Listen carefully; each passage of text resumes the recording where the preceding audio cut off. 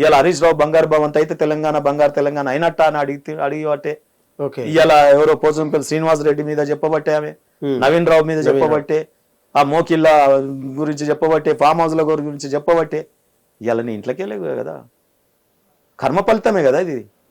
ప్రజల్ని మోసం చేస్తే నువ్వు గొప్పోడు అనుకుంటే స్వయాన నీ కూతురే ఇవాళ మాట్లాడుతుంటే నిజంగా మీరు చెప్పండి, ఆనాటి టైంలో మీరు దగ్గరుండి చూశారు కాబట్టి ఆ రైలు రోకోలు కావచ్చు, రాస్తా రోకోలు కావచ్చు, సకుల జిల్లా సమ్మె కావచ్చు, అంతా కూడా అంటే గాంధీ లాంటి వారు సగం గుండు గీసుకున్నటువంటి తెలంగాణ వచ్చిన తర్వాత జీసీసీ ఎవరైతే చైర్మన్ ఉన్నారో మీ సహ ఉద్యోగులు వాళ్ళు కావచ్చు, మీరు కావచ్చు, తెలంగాణ కోసం జాతిని ఏకం చేసేటటువంటి డప్పు పాటను రసమయ్య బాలకృష్ణ కావచ్చు, చెన్నూరు బాల్కా సుమన్ కావచ్చు, నిజంగా వీళ్ళెవరు మీకు కనిపించట్లేదా? ఆ టైంలో పక్కనే నడిచినటువంటి నాయకులంతా కూడా ఒక పోస్టులో ఉన్నారు. సరే ఎమ్మెల్యే కాకపోయినా, మినిస్టర్ కాకపోయినా, మీలాంటి చైర్పర్సన్ కావచ్చు, చైర్మన్ ఆ హోదాలు ఉన్నప్పుడు నిజంగా కేసీఆర్కి అహంకారం ఉందని ఎలా మాట్లాడతారు మీరంతా?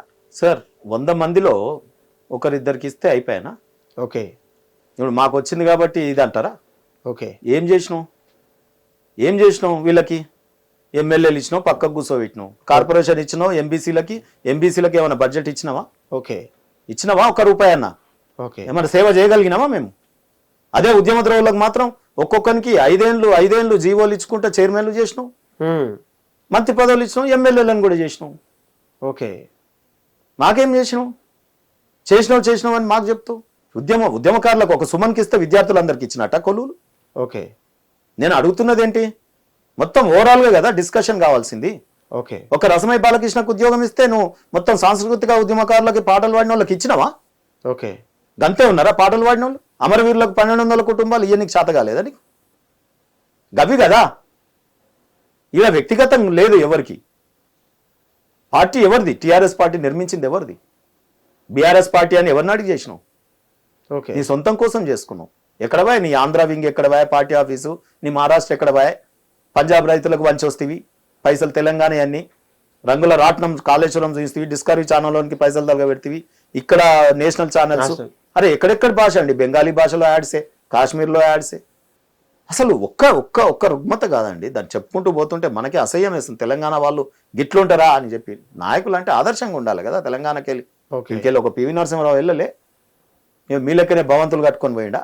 ఎంతమంది తెలంగాణకి వెళ్ళి ఉద్భవించిన నాయకులు లేరండి? దామోదరం సంజీవ్ లాల్ బహదూర్ శాస్త్రి లాగా ఉంటారు అనుకున్నారు కదా. ఈ ప్రతిపక్ష పార్టీ పదవినే వదులుతలేవు నువ్వు, గజీతం కాశపడ్డు. ఏముంటుందండి రోజు ఫామ్ హౌస్ లో? ఈ శరీరానికి 2 ఏళ్ల సుఖం అవసరమా? 2 ఏళ్ల నుంచి బయటికి వెళ్తలేవు నువ్వు. కూతవేటు దూరం అసెంబ్లీ. కొన్ని ప్రజలలో తిరిగితే వర్షంలో తడిస్తే నీకు సర్ది అవుతుంది, ఎండలో పోతే నీకు జ్వరం వస్తుంది అనుకుంటే అసెంబ్లీకి ఏమైంది? అల్లేసి ఇన్లేసి కార్లేసి ప్రజలు ఇచ్చిన వేసాయి కదా నీకు. నీ ఏసీయా? ఎలా చూస్తారు సార్? సిబిఐ అనేది, ఏసీబీ కావచ్చు, సిబిఐ అనేది తెలంగాణలో నో ఎంట్రీ బోర్డు అనేది గత ప్రభుత్వం చేసినటువంటి నిర్ణయం. దానికి కట్టుబడి ఉన్నటువంటి ఇప్పటిదాకా కూడా ఏ ఒక్క కేసు కావచ్చు, ఏ ఒక్క మెజిస్ట్రేట్ లెవెల్లో అయినటువంటి కేసులు కూడా సిబిఐకి పోవట్లేదు. కానీ నిండు సభలో దానికోసమే కేవలం కాళేశ్వరం ఒక మొదటి రోజు సంతాప సభ మీకంతా తెలుసు. కానీ సిబిఐ ఇన్వెస్టిగేషన్కి మేమంతా కూడా సుముచితమే. ఈ యొక్క క్యాబినెట్ తీర్మానం చేసినటువంటి కాళేశ్వరం ప్రాజెక్ట్ని కేసేస్తుంది. నిజంగా సిబిఐ ఈ ఒక్క కేసు కోసమే తెలంగాణలో ఎంట్రీ అవ్వాలా, లేకపోతే మిగతా ఒక్క కేసులో కూడా ఎంట్రీ అవ్వాల్సినటువంటి అవసరం లేదంటారా? సిబిఐ ఎవరిని అడగాలి నువ్వు? ఈ ప్రశ్న ఎవరిని అడగాలి? ఒక్క కేసుకుంటుందా, మొత్తం జనరల్ కాన్సెంట్ ఇస్తావా అని ఎవరిని అడగాలి నువ్వు? ఒపీనియన్ చెప్పండి. మీరు చెప్పండి, మీరు ఎవరిని అడగాలి? సీఎం అడగాలి నేను కదా. సో సీఎం గారికి చిత్తశుద్ధి ఉందా? దమ్ము ధైర్యం ఉంటే ఇయ్యమన్ జనరల్ కాన్సెంట్ ఇయ్యమన్. జనరల్ కాన్సెంట్ ఇస్తే సిబిఐ వీళ్ళనే కాదు, మర్తబెట్టి బీఆర్ఎస్ ని కాంగ్రెస్ నాయకులు కూడా లోపలికి పోతారు. ఈ 2 ఏళ్లు నువ్వు కాలయాపన చేసి, మేము మొదటి నుంచి సిబిఐకి అంతర్రాష్ట్రంగా విలీనమై ఉంది, ఎన్డీఎస్సీ రిపోర్ట్ ఉంది, కాగ్ రిపోర్ట్ ఉంది. ఇది సిబిఐ చేతనే చాతనైతుంది. ఈ డబ్బులు తిన్నోళ్ళంతా లక్షల కోట్ల రూపాయలు ఫారెన్ పారిపోగాల. ఇయ్యమంటే నువ్వు సిబిఐకి ఇవ్వకపోతే ఫోన్ ట్యాపింగ్ ఇచ్చినావా? పోనీ ఫోన్ ట్యాపింగ్ మరి అంతర్రాష్ట్రీయ. మొన్న అసెంబ్లీలో ఏమన్నాడు, ఇది సిబిఐకి ఎందుకు ఇస్తున్నా అంటే దీంట్లో అనేక రాష్ట్రాలతో ముడిపడి ఉంది, కేంద్ర సంస్థలు కూడా ముడిపడి ఉన్నాయి, కాబట్టి నేను దీన్ని సిబిఐకి ఇస్తాను. మరి ఈ ఫార్ములా కార్ రేస్ లో డబ్బులన్నీ కూడా వేరే దేశానికి పోయినాయి కదా, సిబిఐకి ఇవ్వాలి కదా. మరి అడుగు ఆయనని, సీఎం ని. మరి అది ఫోన్ ట్యాపింగ్ ఆయన అక్కడికి వాయే బెయిల్ తెచ్చుకునే ఏం చేస్తేవి ఏ ఎక్కడ దాక్కున్నా నేను తీసుకొచ్చి ప్రభాకర్ రావుని జైలుకు పంపుతా అంటే ఏది లాయర్లను పెట్టి కొట్లాడకపోతుంది ఆయన బెయిల్ వచ్చేటట్టు చూస్తుంది. ఏం రేవంత్ రెడ్డి గారి డ్రామాలు కేసీఆర్ డ్రామాలు మాకు తెలియనియా? ఓకే, ఇవాళ వాళ్ళ బిడ్డనే బయట పెట్టే ఒక ఏరోప్లేన్ లో రేవంత్ రెడ్డి హరీష్ రావు ఇద్దరు మాట్లాడుకొని వచ్చిర్రని చెప్పి. ఓకే, అందుకే కదా ఇద్దరిని మడతపెట్టి కొడుతున్నారు ప్రజలు. ఎమ్మెల్సీ ఎన్నికలలో బీజేపీకి ఎట్లా గెలిపించారు? టీచర్స్ కావచ్చు, బీఆర్ఎస్ అయితే పోటీ చేయకపోయా, ఎస్ కాంగ్రెస్ డబ్బున్నాళ్ళు అని చెప్పి పెట్టుకున్నారు, సింపుల్ గా కొట్టేస్తే 2 ఎమ్మెల్సీలు విఘ్నులు గ్రాడ్యుయేట్స్ టీచర్స్ బీజేపీ వైపు ఉన్నారు. ఓకే, అయిపోయింది వీళ్ళ డ్రామాస్. రేవంత్ రెడ్డి డ్రామా ఖతం, కేసీఆర్ డ్రామా ఖతం. మొత్తం ఎప్పుడు ఎన్నికలు వస్తాయా, ప్రజలు బీజేపీని ఎప్పుడు గెలిపించుకుందామా, డబుల్ ఇంజన్ సర్కార్ తెద్దాం, మొత్తం దేశంలో రాష్ట్రంలో డెవలప్మెంట్ చూద్దామని చెప్పి ఓకే ఎదురు చూస్తున్నారు ప్రజలు. Okay sir, people general consent CBI గురించి మీరు అడిగినారు, అకాడమిక్ గా చెప్తాను. ఓకే, జనరల్ కాన్సెంట్ ఇస్తే ఏంటంటే అన్ని కేసుల మీద సిబిఐ వస్తుంది. ఎస్, స్పెసిఫిక్ ఇస్తే దీని మీద మాత్రమే చేయగలుగుతాం, పనిచేస్తుంది, వెళ్ళిపోతుంది. దీని మీద కూడా ఇప్పుడు ఈయన నోటిఫికేషన్ ఇచ్చిండో లేదో తెలియదు. ఇది కేంద్ర ప్రభుత్వానికి పోవాలి, అక్కడ కేబినెట్ ఆమోదం చెందాలి, మరి దీంట్లో ఫైళ్లు చక్కగా ఇస్తాడా లేదా తెలియదు. ఆ ఫైళ్లలో ఇప్పటి వరకే ఎన్ని నాట్ అప్రూవ్డ్ అయినాయో తెలియదు. ఎగ్జాక్ట్లీ, ఎందుకంటే పాత డేట్లు వేసే సంతకాలు అవే సిఎస్ నేను ఎక్స్టెన్షన్ పెట్టుకుంటున్నావు, అదే అధికారులను కంటిన్యూ చేస్తున్నావు. మరి పాత సంతకాలు వేసి పాత ఇంకులతోని పాత పెన్నులతోని ఏం చేస్తున్నారో ఎవరికి తెలుసు. ఓకే, నువ్వు 2 ఏళ్ళు పట్టిందంటేనే ఇయ్యాల నువ్వు చేతులు లేవట్టేసినావు. మేము ఆ రోజే చెప్పినాం నీకు అనుభవం లేదా ఇది సిబిఐకి అని చెప్పినాం. 2 ఏళ్ళు అయినాక ఇయ్యాల సిబిఐకి ఇచ్చినావు. మరి ఈ ఫార్ములా ఏం చేస్తాడు? అప్పుడేమో ధన్వాడ కేసు అంటివి, జన్వాడ కేసు అంటివి, ఏది ఇంటర్మీడియట్ పిల్లల గ్లోబరీనా అంటివి, తర్వాత ఇది ఇలా జైలు అంతా డబుల్ బెడ్రూమ్ అంటివి, ధరణి మీద కేసులు పెడతా అంటివి. ఏమైనా ఇవన్నీ ఒక్కటి చెప్పు నాకు, చెప్పయ్యా. మీరు సీనియర్ జర్నలిస్ట్, ఒక్క కేసు చెప్పు రేవంత్ రెడ్డి గారు వీళ్ళ మీద జైలు వేటాడి చేసిన కేసు ఒక్కటన్నా నువ్వు చెప్పు. నీకు అది తెలుసు కదా, పేపర్లు చదువుతావు కదా రోజు. ఒక్క కేసు అన్న. ఇక ఎట్లా నమ్ముతాం? జర్నలిస్టులు నమ్మరు, ప్రజలు నమ్మరు, మేము నమ్మం. మేము పార్టీలుగా మేము మాట్లాడేది కాదు ఇది. అలా ప్రజలే ఈరోజు రేవంత్ రెడ్డి గారు ఇది కేసీఆర్ కేటీఆర్ ఈ కుతంత్రాలన్నీ అందరికి తెలుసు. అయిపోయింది, వాళ్ళ chapter close. Sir, people wants to change అంటే మార్పు కావాలనే దిశగా కాంగ్రెస్ ని ఎన్నుకున్నటువంటి పరిస్థితి కనబడుతుంది. అంటే మీరు టీఆర్ఎస్ నుంచి కావచ్చు, బీఆర్ఎస్ నుంచి కావచ్చు, అక్కడ కార్పొరేషన్ చైర్మన్ పర్సన్ చేసినటువంటి మీరు బీజేపీలో రావడము, అక్కడ జరిగినటువంటి అరాచకాలు కావచ్చు, మీకు జరిగినటువంటి అన్యాయాలు కావచ్చు, మీరు స్థాపించినటువంటి మీరు చైర్మన్గా ఉన్నప్పుడు మీకు రానటువంటి నిధులు కావచ్చు, అక్కడ జరిగినటువంటి ఎంబీసీలకు జరిగినటువంటి అన్యాయాలు కావచ్చు, అంతా కూడా తెలిసిన తర్వాత వచ్చిన తర్వాత మీరు ఏ నమ్మకంతో చెప్తారు సార్ డబుల్ ఇంజన్ చేస్తాము, సర్కార్ వస్తుంది, బీజేపీ ప్రభుత్వం తెలంగాణ రాష్ట్రంలో వస్తున్నటువంటి మీ నమ్మకం ఏంటి, మీ స్టాండ్ ఏంటి తెలంగాణ రాష్ట్రంలో? రాష్ట్ర రాజకీయాలలో మీరు ఒకటి, నిధులు నాకు కాదు ఎంబీసీ ప్రజలకు చేరలేదు అన్నాను. రెండోది ఏంటంటే ఒక లాయర్గా ఇంత సుదీర్ఘకాలం పాటు విద్యార్థి రాజకీయాల నుంచి నేటి వరకు ఉన్నటువంటి మీడియాలో స్పోక్స్ పర్సన్స్ గా అనేక అనాలిసిస్ చేసినట్టుగా నేను బీజేపీ వైపు పోయినానంటే ఓకే ఆలోచించకుండా పోతామా? ఓకే, చదువుకోకుండా పోతామా? పరిశీలించుకోకుండా పోతామా? ఓకే, మరి మేము పోయినామంటే అర్థం ఏముంది? నాలాంటి ఆలోచన కలిగిన ప్రజలు ఎంతో మంది ఉంటారు కదా. మానవులందరికీ దేవుడు ఎంతో కొంత సిమిలారిటీ ఉంటది కదా. మరి నాలాగా ఆలోచించే వాళ్ళందరూ బీజేపీ వైపే వస్తున్నారు. ఓకే, మీరు చూడండి ఇక రేపు. కాకపోతే బీజేపీ పార్టీలోకి రావాలంటే కొంత దమ్ము ధైర్యం అవసరం, కొంత నైతిక విలువలు అవసరం, కొంత గుండె ధైర్యం అవసరం, కొంత నీతి ధర్మం నేను పాటిస్తాను అని చెప్పి అనుకునే మనస్సాక్షి అట్లా నిర్ధారించుకొని రావాల్సిన అవసరం ఉంటది. పాతది ఏదన్నా చెడున్నా వదిలేసుకొని రావాల్సి ఉంటది.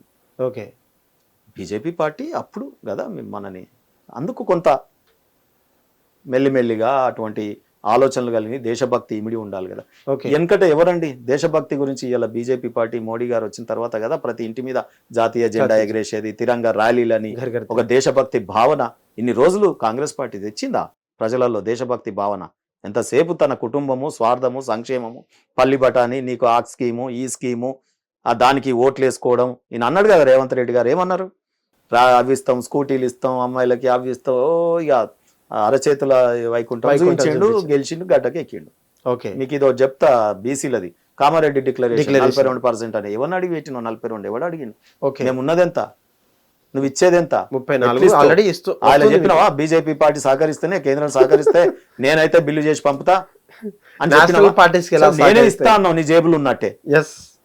నువ్వే ఇస్తా అన్నావు కదా, అవును. నువ్వు పైల్వాన్ అనుకున్నారు, ప్రజలు గెలిపించారు. ఇప్పుడు ఏమంటున్నావు?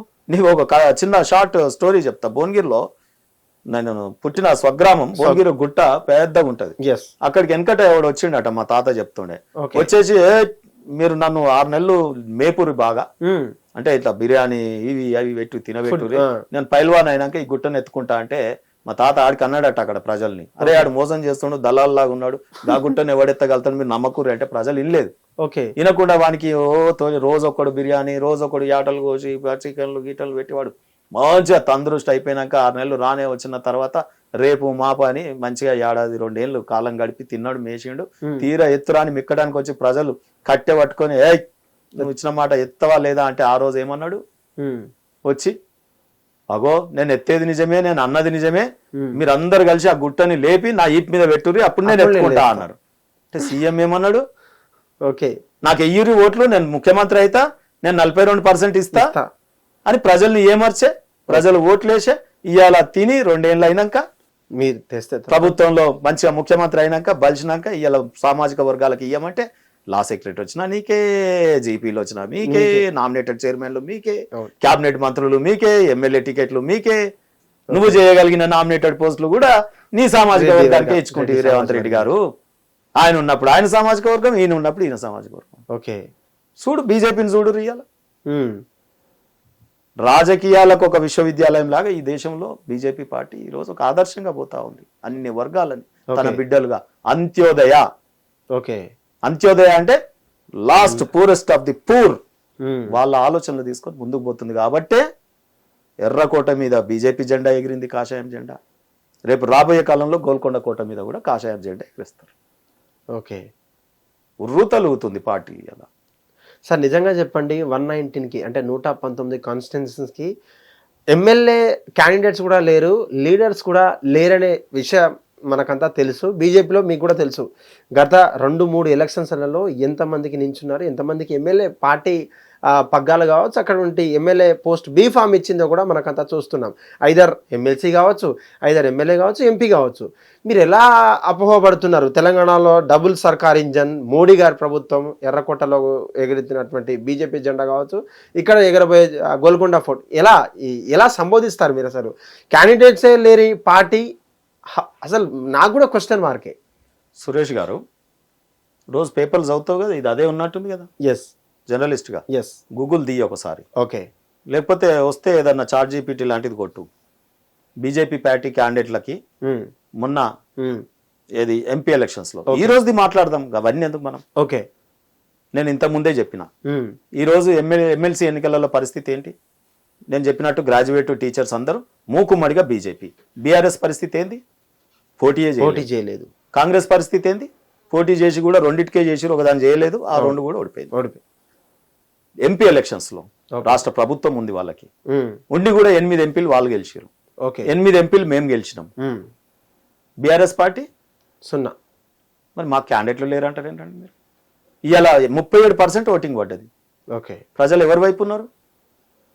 ఉన్నదా బీఆర్ఎస్ పార్టీ? ఏమన్నా చెప్పండి మీరే. ఓకే, ఎందుకు ఇవన్నీ ఊకదంపుడు? క్యాండిడేట్లు లేరు, రేపు వాళ్ళకు మాయమవుతారు. బీజేపీ పార్టీయే బీఆర్ఎస్ పార్టీ ఉండదుగా. బీఆర్ఎస్ పార్టీ కన్మరుగైతుంది. బీఆర్ఎస్ పార్టీ లేదు, చరిత్ర గాన్. కాంగ్రెస్ పార్టీ రేవంత్ రెడ్డి ఇచ్చిన హామీలు చేయలేదు కాబట్టి, ప్రజల్ని మోసం చేస్తా ఉన్నాడు కాబట్టి, ఇటువంటి క్షుద్ర రాజకీయాలకు తెరలేపుతా ఉన్నాడు కాబట్టి కాంగ్రెస్ కూడా ఇక్కడ మటాష్. ఓకే, బీజేపీకి క్యాండిడేట్లు లైన్ కట్టిరండి. బీజేపీ పార్టీకి లైన్ కట్టిరు.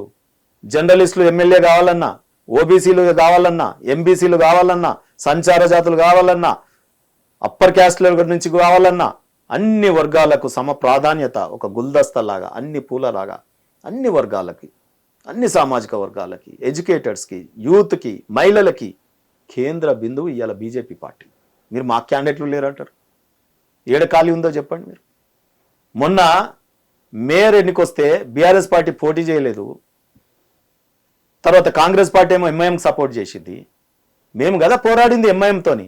ఓకే, ఎవరు పోరాడిరు? ఎంఐఎం వర్సెస్ బీజేపీ కదా అయ్యింది. కాంగ్రెస్ ఎటువైపు ఉంది, బీఆర్ఎస్ ఎటువైపు ఉంది, ముగ్గురు ఒకవైపు ఉన్న మేయర్ ఎన్నికలలో మేము పోటీ చేసినాం కదా. ఎన్నిక ఏదైతేనేమి బీజేపీ పోటీ చేస్తా ఉంది. ఓకే, ఎవడాడు అన్నోడు మాకు క్యాండిడేట్లు లేరని. ఇవాళ మా దగ్గర కదా లైన్ కట్టి వస్తూ ఉన్నారు అందరు. దేశంలో ప్రభుత్వాన్ని ఏర్పాటు చేసి ఇవాళ 30 రాష్ట్రాలు 3 రాష్ట్రాలలో ఉంది కాంగ్రెస్ పార్టీ. దేశంలో మొత్తం బీజేపీ పార్టీ కదా అన్ని రాష్ట్రాలలో. మరి ఇక లేదనంటే ఇక ఏం చెప్పాలి నేను? మాలాంటి లాయర్లము చదువుకున్న వాళ్ళం అందరం కూడా బీజేపీ పార్టీలో చేరుతా ఉన్నాం అంటే దీని సిమ్టమ్ అర్థమవుతలేదా? ఓకే. అందుకే మీరందరూ కూడా జర్నలిస్టులు అందరూ కూడా బీజేపీలో జాయిన్ కండి. యువకులు చదువుకున్న వాళ్ళు అందరూ రండి బీజేపీ పార్టీ ద్వారా. హిట్ టీవీ యాప్, ఇందులో short news, live news, entertainment shows, movies, digital magazines తో పాటు మీ జిల్లా వార్తలను కూడా ఫ్రీగా చూడొచ్చు. అంతేకాదు కేజీ నుంచి పీజీ వరకు విద్యార్థులకు స్కాలర్షిప్ కూడా అందిస్తున్నాం. ప్రతి వారం 10 మందికి లక్కీ డ్రా ద్వారా ఒక్కొక్కరికి 10,000 రూపాయలు అందిస్తున్నాం. ఇంకెందుకు ఆలస్యం, వెంటనే హిట్ టీవీ యాప్ ని డౌన్లోడ్ చేసుకుని ఫ్రీగా ఎంటర్టైన్మెంట్ పొందండి. Hit TV app. Hit TV app. Please download Hit TV app. Hit TV యాప్ని ఫ్రీగా డౌన్లోడ్ చేసుకొని ఎంజాయ్ చేయండి. మీకు నచ్చిన ఎంటర్టైన్మెంట్ కోసం హిట్ టీవీ యాప్ ని ఫ్రీగా డౌన్లోడ్ చేసుకుని ఎంజాయ్ చేయండి. హిట్ టీవీ యాప్ని డౌన్లోడ్ చేసుకుని ఆస్వాదించండి, ఆశీర్వదించండి. ఇంతమంది సెలబ్రిటీలు హిట్ టీవీ యాప్ ని డౌన్లోడ్ చేసుకోండి అని చెప్తున్నారంటే ఎంత మంచి యాప్ ఆలోచించండి. అమెరికా అమెరికా అమెరికా అమెరికాలో చదవాలనుకునే వాళ్ళకి విశ్వసనీయమైన పేరు మన శౌర్య కన్సల్టెన్సీ. UK లో 1 year masters. UK లో 1 year masters. 2 years work permit up to 5 years visa. Contact Saurya Consultancy. Contact 89851 89851.